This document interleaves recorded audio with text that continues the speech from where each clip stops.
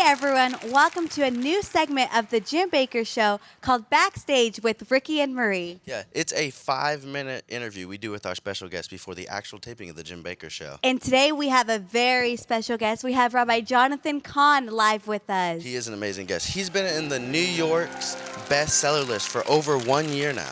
His book, The Harbinger, is absolutely amazing. If you have not gotten time to read that book, I suggest you read it.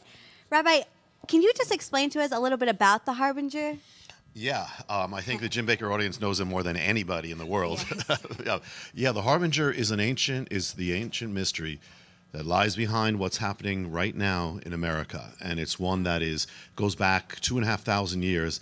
And the 9 harbingers that appeared in the last days of Israel are appearing in America. Warnings of judgment. It's happening specifically. It's happening exactly and precisely. And since the book was written, since it came out, it is continuing to happen. It is continuing to unfold. So what inspired you to actually write The Harbinger?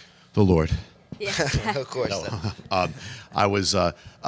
We live right outside New York City. So when 9/11 happened, we could see the smoke. We could see everything happening. And I sure my wife was supposed to be there at that moment when that was happening, but her plans were changed. And I was praying, and I was led to a specific part of Scripture that spoke about the first warning strike that God gives a nation, warning of judgment. And then I found out later, David Wilkerson, if you heard of Times Square Church, he gave a message to his congregation, and he gave the exact same word. He said, "This is the word from the Lord." And then I was standing at ground zero, and I saw an object. Something said, "There's something here in this object. You have to seek this out." And I did, and it was the first puzzle piece of this mystery, a biblical mystery that kept unfolding until I was blown away, and that's how it began. Wow, that's awesome. That is so amazing. what can we expect to hear from you the next couple of days while you're here at Morningside? Well, we're going to, a few things. First of all, the last time I was here, it was the day of the election, if you remember, and that was critical. And things have happened since in America that are critical prophetically that are happening right now. So we're going to talk about what's been happening. And there are some other things that have happened with the Harbinger. It just keeps happening. I'll share some things probably the first time here. And we're going to get ready for something we've never done, and that's I'm really looking forward to it.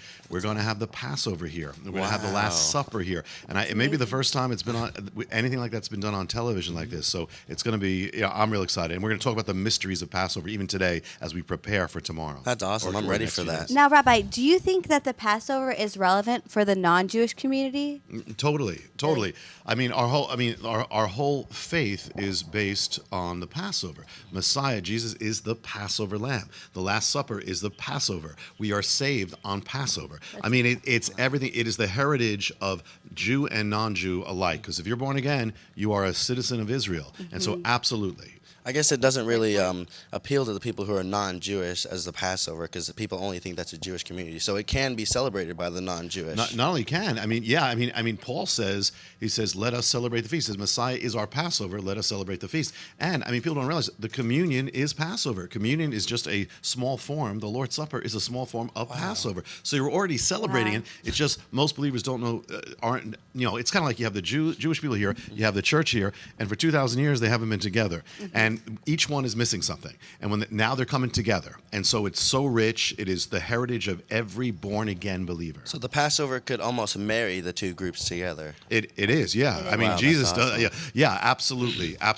And it's something for people. There are a lot of people who will be watching who've never experienced it. It is part of your heritage. It says you are a fellow citizen of Israel. If you're born again, you are as Jewish as I am in the spirit. And it's a beautiful feast. God gave it of salvation. It's all about Jesus, all about the Messiah.